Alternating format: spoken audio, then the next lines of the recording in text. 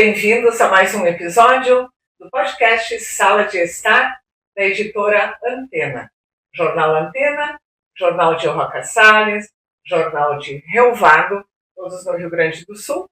E vocês encontram todos os nossos conteúdos nas plataformas digitais Instagram, Facebook, YouTube e Spotify. Nessa sala de estar, que vocês estão percebendo aqui, que a gente já tem convidado, a gente sempre está muito bem acompanhado. Hoje nós estamos recebendo, a doutora Maiara Gonzatti, que se alguém ainda não conhece, essa vai ser a oportunidade de conhecer. E como nos acompanham não só os nossos convidados, mas sim os nossos patrocinadores, que é o Sicredi. Então, antes de iniciarmos o bate-papo, a gente vai dar um salve aí para o Sicredi, que faz a economia girar de um modo humano e colaborativo. Com o Sicredi, você pode contar. Erva mate da família, em qualquer ambiente descontraído, sempre tem uma cuia de chimarrão passando entre os amigos, passando de mão em mão. E a erva mate da família é produzida com consciência ecológica, em Nilópolis, Rio Grande do Sul. Loja Santorini de Móveis, onde você encontra móveis para todo o conforto do seu lar. Em Encantado, eles te ajudam a montar o teu espaço de sonhos dentro da sua casa. Grave esse nome, Santorini. O Espaço Florescer, onde vários profissionais atuam, atendem diversas necessidades, é um local tranquilo, um local de paz, é um local de relacionamento entre as pessoas, que é o que a gente busca. E tem muitas oficinas também, para jovens, crianças, adultos. Busca o Espaço Florescer. Muito bem? Então agora nós vamos apresentar para vocês a doutora Maiara Gonzatti. Ela é médica de família, atua aqui em Encantado e em Lajeado também, Ela trata muito do envelhecimento saudável, do emagrecimento. Então, assim, assuntos não faltam. E ela tem um canal no YouTube ou no Instagram? No Instagram, que fala muito sobre saúde, que é muito legal a gente acompanhar. Então, seja bem-vinda, doutora Maiara. Agora, por favor, se apresente. Obrigada pelo convite. Então, eu sou Maiara, sou médica de família e comunidade, que é uma especialidade não muito comum, Então, a maioria das pessoas não conhece essa especialidade. Mas para falar um pouco antes de mim, eu fiz faculdade de medicina na URGS, depois eu fiz a residência médica também ali na URGS, junto com o Hospital de Clínicas, que é o hospital escola da universidade. Fiz algumas pós-graduações em dor crônica, cuidados paliativos, terapia cognitivo-comportamental, que nos ajuda muito quando um paciente precisa mudar algum hábito, que é algo muito difícil hoje em dia. Afinal, quem não tem um hábito que precisa mudar, ou algum excesso que comete, ou alguma coisa que deveria fazer, ele não faz. Exato. E fiz doutorado também em saúde da mulher, também na URGS. E aí eu sempre acho interessante a gente começar pelos porquês, Por que a gente faz aquilo que a gente faz. Muitas vezes a gente vai ter um motivo pessoal e às vezes a gente tem um motivo racional, que eu falo, Então, uma das coisas que eu mais gosto de fazer na minha vida é evitar que as pessoas fiquem doentes. Então, para ser bem sincera, eu não gosto muito de pessoas doentes, porque eu quero que as pessoas estejam bem, Mas as doenças, elas aparecem e a gente vai acompanhar elas também. Mas o que eu mais gosto de fazer é prevenir que isso aconteça. Infelizmente, existem algumas doenças que são imprevisíveis, que a gente não tem como se defender delas, digamos assim. Mas muitas das doenças são, sim, preveníveis. E, às vezes, com estratégias que, para a gente, podem parecer muito simples, mas que para o paciente, muitas vezes, não são simples, ou que o paciente desconhece, Então, nos últimos anos, a gente vem ouvindo muito sobre essa nova doença, talvez, que é a obesidade, Muitas pessoas não entendem essa como uma doença mesmo. E é uma das doenças que a gente tem observado um crescimento nos últimos anos muito, muito grande. E não é só no nosso país, não é só em certas classes sociais, isso acontece, esse aumento está acontecendo em todas as classes sociais, em todos os países praticamente do mundo. Então, antes a gente lidava com a desnutrição, tanto infantil, mas com a desnutrição em geral, e agora a gente luta muito com a obesidade. E essa é uma doença que pode causar mais de outras 230 doenças. Então, quando a gente age em cima dela, a gente está prevenindo muitas coisas, né? E aí também a gente tem os motivos pessoais, né? Muito difícil, com essa prevalência toda da obesidade, a gente não ter um familiar que está acima do peso e que provavelmente vai ter algum problema por causa disso, né? Na minha família eu tenho vários, então eu assisti a luta de todos esses meus familiares contra a balança, e às vezes não é uma luta só contra a balança, é uma luta contra a mesa, contra a comida, contra o exercício, e é muito difícil. É difícil, né? Porque, no fundo, todo mundo busca saúde, mas às vezes não sabe nem como começar. Nem como começar, exato. E como é que a gente começa agora? Vamos lá, então, né? Essas diversidade de casos, assim, que chegam, como é que tu consegue lidar com isso? Porque é tanta questão diferente, né? Em primeiro lugar, obesidade e sobrepeso. Tem diferença? Tem diferença. Inicialmente, assim, a gente vai fazer um cálculo, que é o tal do IMC, que é o nosso peso com a nossa altura. E aí, esse cálculo, quando o valor for de 25 a 30, a gente vai considerar sobrepeso. E acima de 30 seria obesidade. Por que eu disse seria? Tem um novo documento do Lancet, que é uma das revistas, dos maiores jornais assim, do mundo na medicina, que no início desse ano publicou uma nova forma de diagnóstico da obesidade. Essa nova forma de diagnóstico levaria em consideração outras coisas além do peso e da altura, porque se tem o entendimento que hoje em dia apenas o peso e a altura não definem exatamente se aquela pessoa está acima do peso. Às vezes a gente vai ter, por exemplo, é mais comum isso acontecer, homens que lutam, algumas lutas mais pesadas, digamos assim, eles têm muita massa muscular. E aí, quando a gente faz esse cálculo, parece que essa pessoa tem sobrepeso ou obesidade, mas aquilo é às custas de musculatura, não é às custas de gordura, né? Mas essa nova forma de classificação da obesidade, ela é bastante complexa.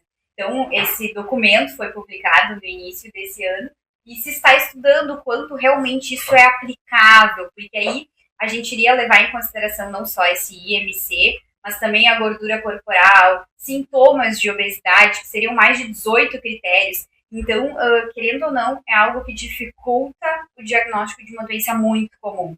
Então, pode fazer com que alguns pacientes demorem a ter um diagnóstico, um tratamento, mas basicamente é isso. Assim.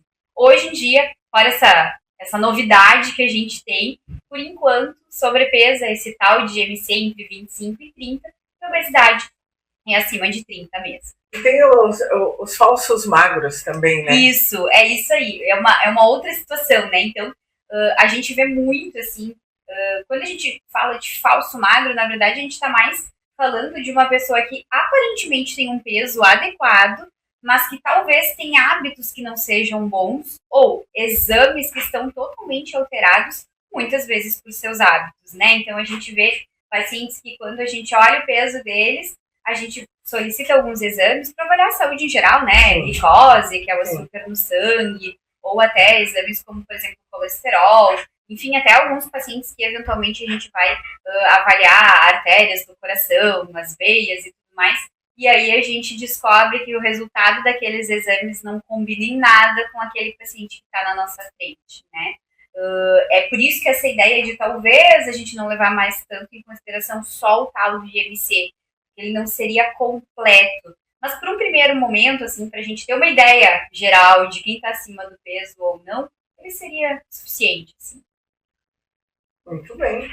E nós vamos falar sobre quando chega uma pessoa que te busca, ela está se achando um pouco gorda, não está se sentindo bem. Primeira coisa é pedir os exames. Né? Eu acho que uma coisa... E quando chega na parte da restrição alimentar? Eu acho que uma coisa importante, até a gente estava falando ali antes, eu acabei não comentando muito, mas é a diversidade dos casos, né? Então, às vezes o paciente, inclusive, pode chegar com uma impressão, né, do tipo, eu estou acima do peso, e pode ser que aquele paciente não esteja acima do peso. Já tive essas situações muito em consultório, uma paciente, geralmente mulheres, que sentem que estão acima do peso, porque percebem que a barriga está maior do que era antes, e aí quando a gente avalia objetivamente, pode ser que isso não está acontecendo. É claro que não quer dizer que a gente não possa buscar a nossa melhor versão, eu sempre digo isso, né? E a outra coisa que também às vezes acontece são pessoas que aparentemente estão abaixo do peso e na verdade elas não estão. Hoje, por exemplo, na última semana eu tenho um paciente que a gente está fazendo uma avaliação bem interessante e ele me procurou porque as pessoas dizem que ele é muito magro e que ele tem que ganhar peso. Então, objetivamente, apenas com o peso e a altura dele, eu já vejo que ele tem o tal do IMC limítrofe ali perto dos valores mínimos, e aí a gente precisa avaliar outras coisas, então ver alguns exames de sangue para ver se ele não é o falso magro que a gente estava falando antes, e avaliar também se esse baixo peso, ele se dá talvez por falta de musculatura, que às vezes acontece, principalmente nos pacientes idosos. E aí nós fizemos um exame que se chama bioimpedância, que avalia a gordura corporal, a musculatura, e esse paciente teve o melhor resultado que eu já vi na minha vida. Então, era um paciente que não tinha praticamente nada de gordura corporal, tinha uma gordura corporal muito baixa e uma musculatura muito forte. Então, as pessoas diziam para ele, olha, tá muito magro, precisa ganhar peso. E aí, o que a gente estava conversando era exatamente isso. Olha, do ponto de vista de saúde, os teus exames estão muito bem, todos eles. Não há necessidade de perda de peso. E esse é um paciente que se cuida, que faz exercício físico, que não fuma, que não bebe com frequência. Então, a gente já tinha passado pela avaliação dos hábitos dele para ver se alguma coisa ali precisaria ser modificada. E aí, o que a gente estava conversando era isso. A gente pode sim ganhar peso através de uma dieta saudável, não há problema nenhum se esse é o teu desejo, porque tu te sente muito magro. Mas, do ponto de vista de saúde, tudo que a gente avaliou aqui tá ótimo, né? E aí, às vezes, a gente entra de novo naquela situação do falso magro. Às vezes, esses casos, que nem o dele, poderia ser um paciente com pouquíssima musculatura, com um colesterol super alterado, porque, afinal, é um paciente que está abaixo do peso, mas que, em alguns casos, pode se alimentar com alimentos nada saudáveis. Não é o caso desse paciente. Esse paciente tem uma alimentação bem adequada, mas quem nunca viu, né, aquela pessoa que o café da manhã é um refrigerante e um pão de queijo. No almoço come só bife e na janta come só frango. É uma pessoa que às vezes está abaixo do peso, mas que não come fruta, que não come verdura. Né? Às vezes essa pessoa pode ser que fume ou pode ter uma alimentação maravilhosa, faz exercício, mas fuma. Infelizmente o cigarro está associado a muitas doenças graves. Então, quando a gente avalia a saúde do paciente, a gente está falando de tudo isso, né? E é difícil a gente equilibrar os pratos, eu também falo isso, né? Esse é um problema. Aí né? a gente entra nas restrições, né? Isso é uma coisa que eu comento muito com os pacientes, que sempre é uma questão até nossa de mentalidade, né? Toda vez que a gente fala para o paciente, nunca mais vai poder fazer tal coisa, isso reforça muito nele o desejo de fazer aquilo. Então, toda vez que eu falar para um paciente, tu nunca mais vai comer chocolate a partir de hoje, porque o teu açúcar tá alto, a pessoa já sai da consulta pensando, tu é que acha que eu nunca mais vou comer chocolate? Eu vou sim comer chocolate. Então, seja no sentido que for, a gente sabe que tem algumas situações, né? Paciente com dependência química, por exemplo, não tem como a gente tratar a dependência química se o paciente continuar usando álcool, né? Uhum. Mas a gente está falando de uma doença ou de hábitos, né? Quando a gente fala da obesidade, por exemplo, a gente não usa essas palavras de nunca mais. O próprio diabético nunca mais vai comer doce? Claro que vai. A questão é quando e que doce e qual vai ser a frequência disso, né? Eu sempre digo para os pacientes, eu não acredito numa rotina de total restrição. Eu acho muito difícil.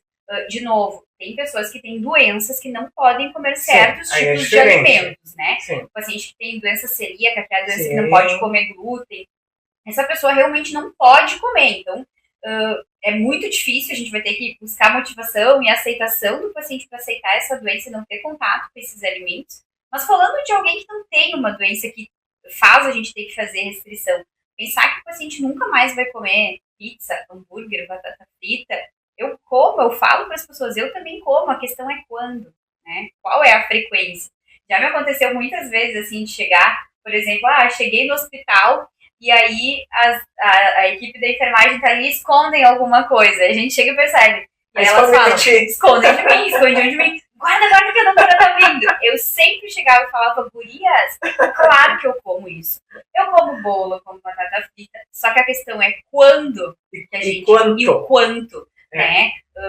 E até estava esses dias conversando com a minha mãe especificamente sobre isso. Ela fez um bolo, eu não gostei do bolo e eu disse, não me leva a mal, provei só um pedacinho, mas pra mim não vale a pena gastar essas calorias. Eu prefiro, então, já que eu vou comer um doce que eu goste. Então, eu não sou muito de comer doce. Pode ter certeza que dificilmente eu vou resolver e comer um sorvete. Não é um doce que eu gosto muito. E não tem problema nenhum. É o doce preferido de muitas pessoas, né? Então, essa ideia de restrição, ela atrapalha muito.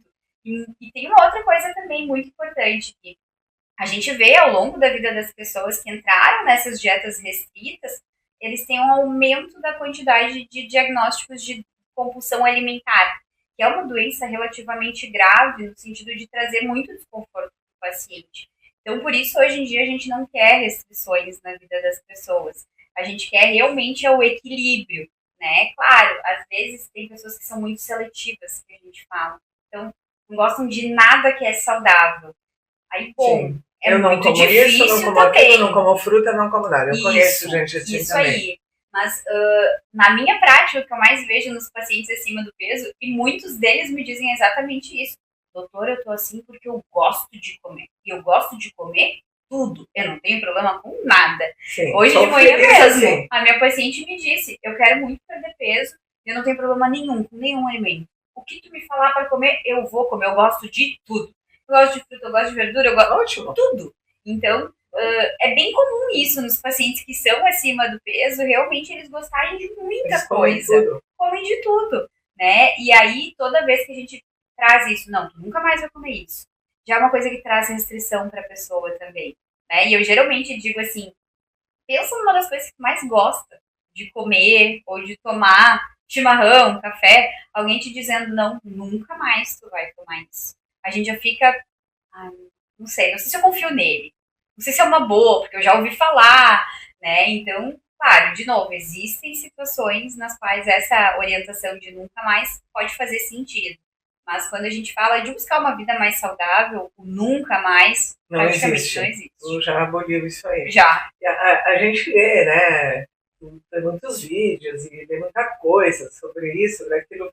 Porque todo mundo quer ser bonito, saudável e tal, mas aí até entrar no ritmo ali para ser isso é mais complicado, né?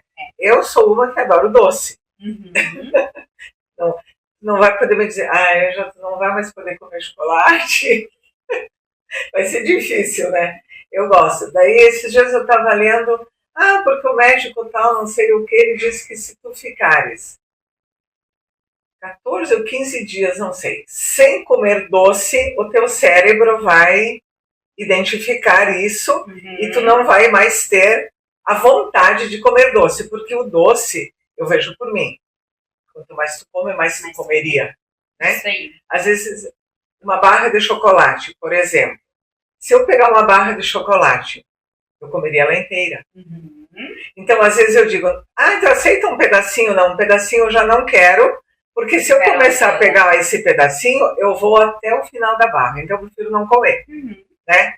Eu sei como é que é, claro que depois eu vou comer um chocolate. Sim. Mas isso do cérebro, assim, entender que tu não vai mais ter a necessidade, eu não, acho que não é verdade, né? Isso é um mito. Sim, assim, né?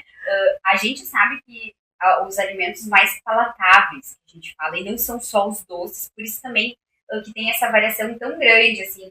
Não são só as pessoas, tem muitas pessoas acima do peso que não comem doce, sim, né? Pode ser que esse aumento do peso está relacionado a ingesta de comida muito salgada, comida muito gordurosa. Então, são alimentos, muitas vezes, que a gente chama de mais palatáveis, que o nosso paladar gosta muito. Generalizando, o nosso paladar gosta de comida gordurosa, comida salgada, comida muito doce. E quanto mais a gente come isso, mais no nosso cérebro quer isso. Ao mesmo tempo, quem tem um costume muito grande de comer, os primeiros dias que tenta ficar sem, no sentido não de nunca mais comer, sim, mas de reduzir, depois de um tempo a gente vai se acostumando a não comer com tanta frequência, né? É que nem o café, quem sempre tomou café com açúcar e de repente começa a tomar sem ou vai reduzindo aos poucos, a gente vai se acostumando e não vai mais sentindo tanta falta daquele açúcar, né? Mas assim, de nunca mais ter vontade não, de mas comer aí teu doce. Cérebro, ele não vai é bem assim, não vai funcionar bem assim. Seria bom. E sabe que alguns pacientes me dizem assim, doutora, se eu ficar 15 dias sem o doce, eu perco toda a vontade de viver. Ou alguma outra coisa assim, né? Ou acaba toda a minha felicidade. E a gente tem muito essa associação na nossa cultura, assim, de comida com felicidade, de comida com comemoração, né? Isso é uma coisa que eu trabalho muito com os pacientes. A gente raramente convida um amigo, um familiar, vamos sair para caminhar, ou vamos tomar um chá. A gente geralmente combina o quê? Vamos fazer uma carne, vamos ir na pizzaria, vamos ir numa padaria. A gente raramente combina outros momentos com os nossos familiares. É muito da nossa cultura, né? E tem culturas que não são assim. Eu tinha uma colega que ela era japonesa durante a faculdade, e a gente saía às vezes para tomar um café. Ela sempre pegava um cappuccino com chantilly. Ela comia metade do chantilly, tomava, acho que 2 dedos do café e o resto ela não tomava. E aí eu dizia assim, Mariana, não vai tomar o teu café? Não, eu já tomei. E aí eu pensava comigo, não vai oferecer pra ninguém, você não vai tomar o resto? Porque é da nossa cultura comer tudo que tá ali. E aí um dia eu disse pra ela, disse, Mari, por que tu pega o café se tu não vai tomar? Ela disse, eu tomei. Eu tomei o que eu queria. Eu pedi o meu café preferido, comi a parte do chantilly que eu queria comer, tomei o quanto eu queria de café e eu já estava satisfeita. Então o resto eu não comi. Mas na nossa cultura, a gente come até terminar. A gente toma até terminar, né? É verdade. Com frequência a gente, vamos só tomar um café. É uma questão cultural para ela também. Só tomar um café, só tomar um chá, né? E isso que ela não é japonesa do Japão. De raiz. Né? Os avós, eles têm até uma forma de se referir a isso, não me lembro exatamente como é que é. Mas os avós vieram do Japão. Então, os pais nasceram aqui, ela também nasceu aqui. Mas ela já tinha uma cultura um pouco diferente. Ela era de Santa Catarina, mas assim, foi criada aqui perto, na nossa região. Nesses hábitos, né? E realmente, né? Não encontra gosto. Não encontra. É muito difícil. É muito difícil. É muito difícil. Uma que eles caminham bastante, fazem muitos exercícios, né? Muito exercício físico, muita coisa de mentalização e alimentação bastante seletiva, assim, né? Não é exagerado, como a gente diferencia de um americano e brasileiro também, porque a gente é uma cópia, né? A gente copia muito esses hábitos. Com toda a nossa evolução nos últimos anos, né? Tecnologia, carro, tudo que a gente tem de evolução, generalizando, são coisas que facilitam a nossa vida, né? Então, se a gente olhar, talvez para 50 anos atrás, as pessoas faziam tudo a pé. Tudo a pé. As pessoas iam no supermercado, que não era supermercado, era uma venda, mas as pessoas faziam praticamente tudo a pé. Claro, muitas pessoas ainda fazem muitas coisas a pé também, mas a nossa vida está cada vez mais facilitada. A gente se levantava para trocar o canal da TV. Agora tu tem Hoje na mão. A gente troca no controle. A gente se levantava para ligar a luz. Hoje, se a gente quiser, a gente pede para um aplicativo ligar a luz. Claro, não é em todo o contexto que isso acontece, mas está mais fácil, né? Porque ela está aqui do lado da tua cama. A gente saía para ir no supermercado. Hoje, em cidades grandes, a gente nem precisa ir no supermercado. As compras vêm até nós através do telefone. Então, a gente tem uma vida muito mais sedentária que 50 anos atrás. A minha avó foi conhecer uma máquina de lavar roupa quando ela já era idosa. Sim. Toda a roupa era lavada à mão. Lençol, toalha, tudo. Isso inclui movimento. Quantas vezes a gente faz isso hoje em dia? Difícil. Né? Então, a gente está cada vez mais sedentário. E ser sedentário é muito bom. É muito bom ficar deitado no sofá, assistindo um filme, talvez comendo uma pipoca, tomando tudo já sentado. coisa. Tu vai no carro, tu tá sentada, tu vai na tua amiga, tu tá sentada, tu vai assistir um filme, tu tá sentado. Isso, é muito cômodo, né? E a gente sair disso e ir pro movimento. É claro que, assim, tem pessoas que são esportistas de natureza. Sim. Por mais que não sejam pessoas que fazem o esporte como uma profissão, tem pessoas que realmente amam o esporte, gostam de fazer tudo que é coisa no esporte, sempre foram assim. Tem gente que é desde a infância que foi assim, mas a maioria das pessoas não são assim, né? Eu tenho amigas que fazem vários esportes ao mesmo tempo. Nadam, jogam beach tênis, vão pra academia, correm, fazem maratona, estão pensando em participar desses triatlos, essas coisas. Mas isso não é igual para todo mundo, né? Claro. E aí a gente entra de novo, né? Enquanto cada pessoa é única E tem pessoas que vão aderir ao exercício físico, que a gente falou um pouquinho, de forma muito natural, e para outras pessoas vai ser muito difícil colocar aquilo na rotina. Mas, de fato, se a gente avalia as orientações da OMS, por exemplo, a gente deveria fazer pelo menos 200 minutos de exercício físico na nossa semana. Pelo menos, seria o mínimo. Se a gente está falando de uma mulher na menopausa, por exemplo, desses 200 minutos, que dá mais ou menos 40 minutos 5 vezes na semana, 2 vezes a gente deveria fazer reforço muscular. E pode ser indo na academia, fazendo pilates, fazendo exercício em casa, tem diversas outras estratégias também de reforço muscular. E aí tem coisas que vão dificultando um pouco assim a compreensão do que é o indicado, né? Eu tenho pacientes que detestam qualquer tipo de reforço muscular. E aí, ao longo da vida, elas se convenceram de que então não valia a pena fazer nada, porque afinal elas não conseguem fazer o reforço. Sim. Mas é muito melhor fazer só aeróbico do que não fazer nada, né? Então, também assim, a gente pensar em estratégias para aos poucos colocar isso que faça parte da vida da pessoa, porque se a gente está falando de 200 minutos na semana, a gente está falando de algo que vai fazer parte do dia a dia do paciente. E mesmo que a gente não consiga fazer sempre, tem vários estudos que mostram o benefício do esportista do final de semana, do atleta de final de semana, que é aquela pessoa que só consegue fazer exercício físico no final de semana, no sábado e no domingo. E essa pessoa infarta menos, tem menos diabetes, tem menos hipertensão, menos colesterol alto do que quem nunca faz nem no final de semana.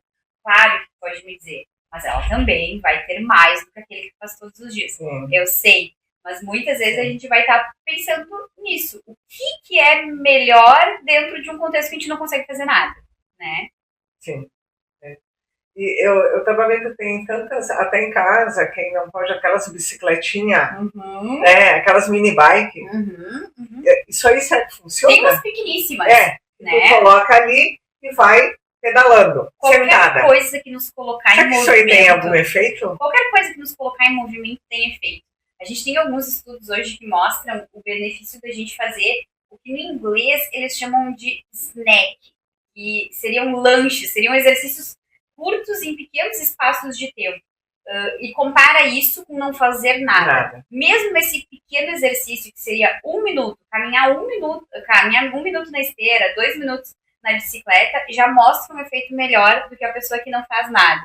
Então, tem alguns professores hoje da área do tratamento da obesidade que eles começaram a adaptar coisas no consultório. Então, eles têm bicicleta, aí tem um professor, inclusive, que ele adaptou a mesa dele e, eventualmente, ele atende os pacientes em pé, para não ficar o dia inteiro sentado. Porque o nosso trabalho é assim. A gente praticamente só se levanta. Eu, por exemplo, quando eu vou chamar o paciente para receber o paciente. E para acompanhar. Ou, às vezes, quando eu vou examinar o paciente do outro lado no meu consultório, é o movimento que eu tenho no meu trabalho, generalizando, não é de muito movimento. Mas quando a gente se levanta, a gente gasta mais calorias. Então, os pacientes dele já estão acostumados, né? Às vezes a gente pode pensar, nossa, mas que falta de respeito, vai atender em pé? Ele trabalha com isso, né? Com tentar ajudar os pacientes também a colocar o exercício físico no papel, né? E aí também, isso é uma questão interessante. Tem milhares de tipos de exercício físico, né? A gente está muito acostumado com o que é clássico, mas assim, também existe uma diferença entre o que é exercício e o que é atividade física. Mexer no jardim, a gente está em movimento. É melhor do que ficar sentado na cadeira, né? Então, tem pacientes que nunca vão se adaptar a nada, então pelo menos colocar movimentos nessa vida, né? Quem sabe, talvez, ir a pé para o trabalho, voltar a pé do trabalho, né? Em situações que temperatura ou contexto de violência permitem. Sempre há uma possibilidade, né? Basta querer, né? Basta querer. E a gente está falando, assim, sobre obesidade e só falando sobre o caminhar, e eu estava lendo que os italianos, né, eles comem muita massa.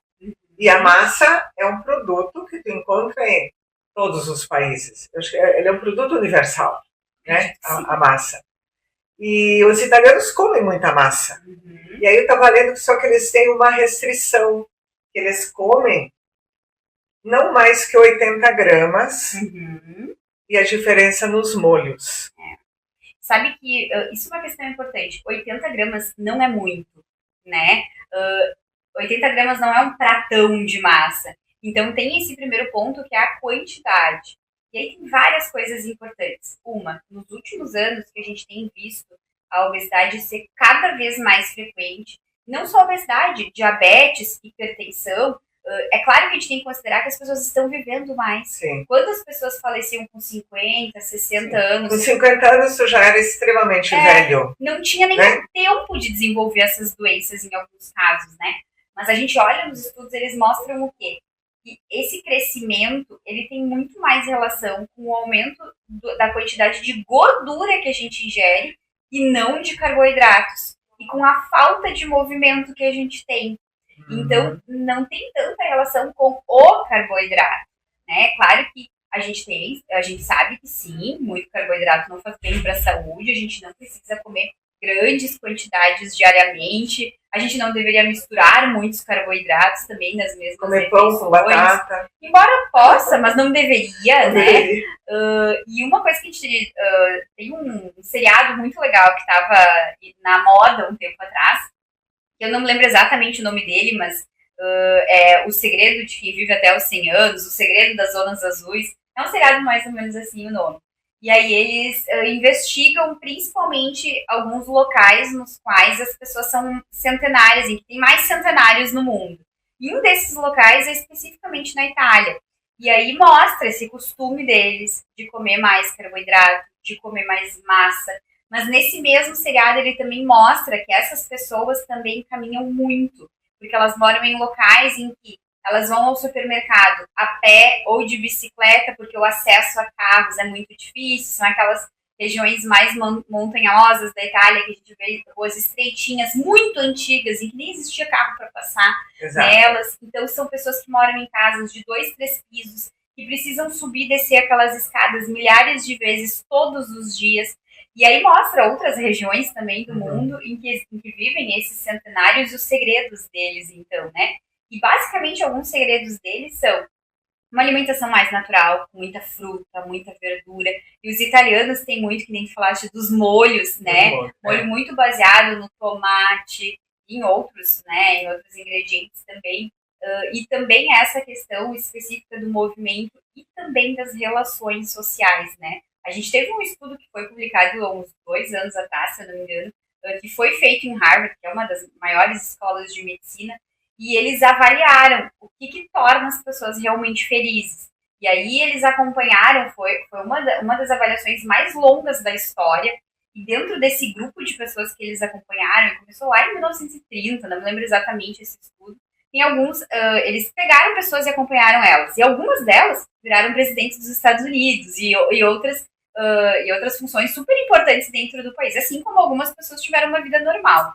E aí, dentro desse estudo, eles viram que uma das principais coisas que nos faz viver bem e feliz são as relações sociais. Exato. São as pessoas. Seja a pessoa da tua família com a qual tu tem convívio, mas os amigos, né? Então, isso é uma coisa que eu sempre tento conversar com os pacientes, né? Como é que a gente pode tornar esses encontros em que a gente não vai pensar em comer só hambúrguer, batata frita e comer um sorvete de sobremesa. É possível a gente comer algo que não seja toda vez isso, porque senão toda vez que eu encontrar os meus amigos eu vou ter que sempre comer uma coisa dessa. Será que eu posso ajustar?